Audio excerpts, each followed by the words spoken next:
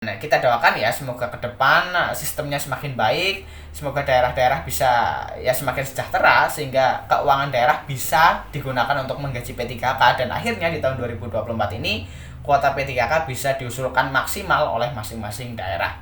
Assalamualaikum warahmatullahi wabarakatuh. Kembali lagi di channel Marsha Subiakto.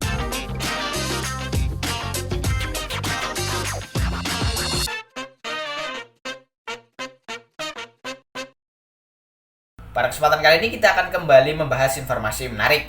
Kali ini kembali terkait dengan seleksi CASN atau calon aparatur sipil negara untuk formasi tahun 2024. Jadi hari ini kembali ada berita menarik berkaitan dengan hal tersebut. Ada honorer yang ketar-ketir atau khawatir jika pelaksanaan seleksi P3K ya khususnya di tahun 2024 ini tidak maksimal. Artinya jika para pemerintah daerah tidak membuka kuota yang maksimal untuk P3K, maka honorer juga tidak bisa diangkat menjadi P3K karena kuotanya tidak ada. Dan hal ini dibuktikan oleh salah satu Pemda yang menyatakan bahwa tergantung anggaran gitu ya. Alasannya tergantung anggaran. Jika ada anggaran, maka mereka bisa membuka kuota P3K dengan jumlah yang maksimal. Tetapi jika tidak ada anggaran, mereka, para pemerintah daerah ini memilih untuk membuka formasi CPNS. Dan tentunya hal ini menjadi kekhawatiran ya bagi para honorer jika memang kuota formasi P3K yang dibuka di tahun 2024 tidak maksimal. Dan kali ini kita akan coba lihat berita terkait dengan hal tersebut ya. Kenapa pemerintah daerah memilih membuka formasi CPNS ketimbang P3K? Dan langsung saja bagi yang penasaran, simak terus. Oke, bismillahirrahmanirrahim. Langsung saja kita mulai. Jadi inilah berita atau informasi berkaitan dengan tenaga honorer yang ketar-ketir ya pada pelaksanaan seleksi P3K di tahun 2024 jika kuota untuk P3K tidak maksimal. Diberitakan oleh jawapos.com, judulnya tenaga honorer masih ketar-ketir, seleksi P3K 2024 bakal percuma karena Pemda pilih buka kuota CPNS saja. Kita coba bacakan ya. Seleksi pegawai pemerintah dengan perjanjian kerja atau P3K 2024 dan calon pegawai negeri sipil atau CPNS 2024 berbeda dengan tahun-tahun sebelumnya yang digelar 3 periode. Ini tentunya masih rencana ya. Namun seleksi P3K 2024 3 periode itu bisa saja tak menjamin honorer diangkat sebagai pegawai pemerintah dengan perjanjian kerja atau P3K di tahun ini. Lagi-lagi penyebabnya adalah permasalahan klasik yang juga terjadi pada seleksi 2021 sampai 2023 lalu. Sebelumnya, Kemenpan RB telah melaksanakan bimbingan teknis persiapan pengadaan aparatur sipil negara 2024 di Jakarta pada Selasa 9 Januari 2024 lalu. Ada beberapa hal yang diungkap PLT Deputi Bidang SDM Aparatur Kemenpan RB Abbas Subagja dalam kesempatan itu. Antara lain terkait arah kebijakan dan urgensi pemenuhan ASN 2024. Proyeksi penyelesaian tenaga non-ASN, proyeksi kebutuhan ASN 2024. Juga optimalisasi pengisian ASN serta alur perencanaan kebutuhan aparatur sipil negara atau ASN 2024. Abbas Subagja menyebut komposisi pegawai ASN saat ini terus berkembang seiring dengan penambahan atau formasi yang telah dikeluarkan oleh pemerintah. Karena itu, yang menjadi konsen ini adalah bagaimana pemenuhan SDM ini dilakukan secara tepat dan sesuai kebutuhan real. Abbas Subagja juga menguraikan tahun ini pemerintah memberi alokasi cukup besar bagi fresh graduate untuk mengikuti seleksi, baik untuk dosen, guru, tenaga kesehatan, tenaga teknis termasuk di dalamnya talenta digital dan banyak sektor penting lainnya.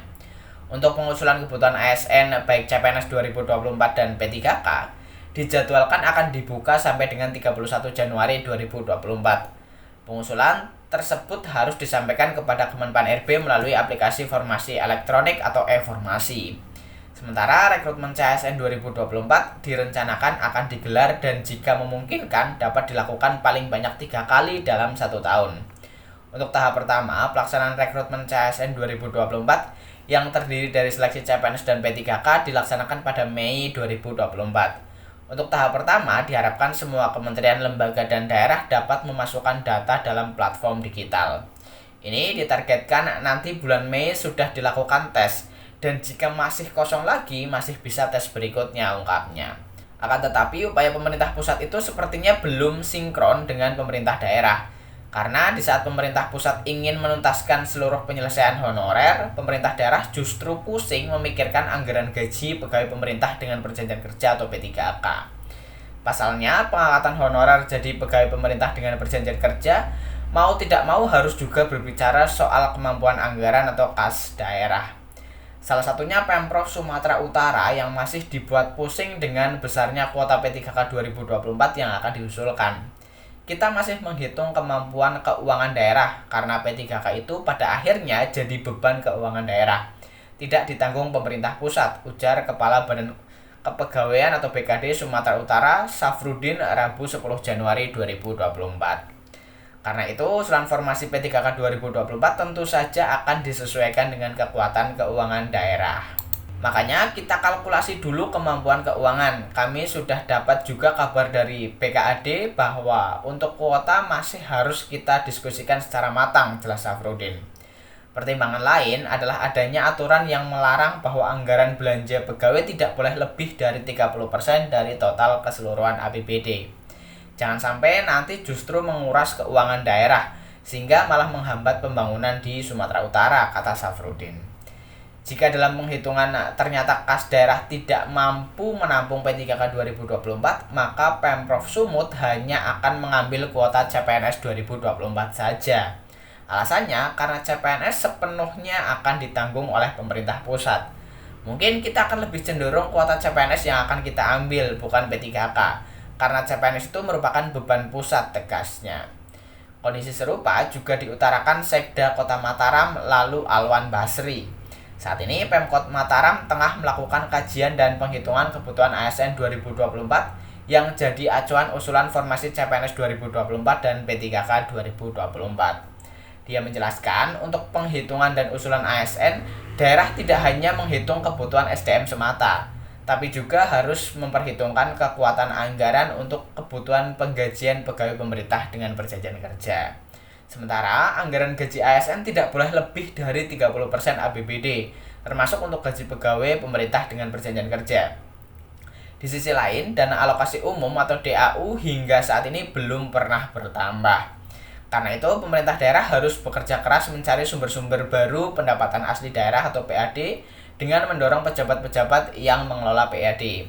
Jika tahun ini PAD misalnya ditarget 400 miliar, maka tahun berikutnya harus bisa 500 miliar atau 700 miliar katanya. Dengan kekuatan anggaran yang mumpuni, barulah daerah bisa membuka rekrutmen P3K karena anggaran untuk pembayaran gaji sudah siap. Ya, jadi itulah ya berita atau informasi berkaitan dengan kekhawatiran para honorer jika pemerintah daerah tidak membuka kuota yang maksimal untuk seleksi P3K di tahun 2024 ini. Alasannya jelas ya, alasan klasik karena anggaran.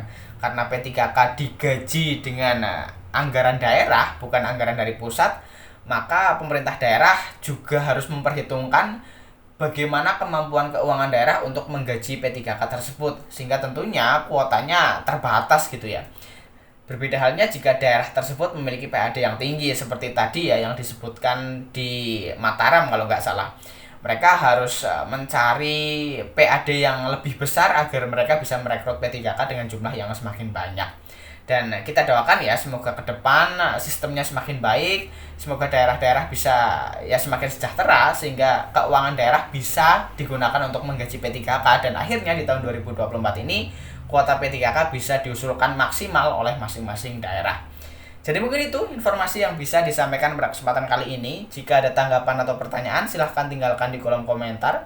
Terima kasih, mohon maaf bila ada kesalahan. Wassalamualaikum warahmatullahi wabarakatuh.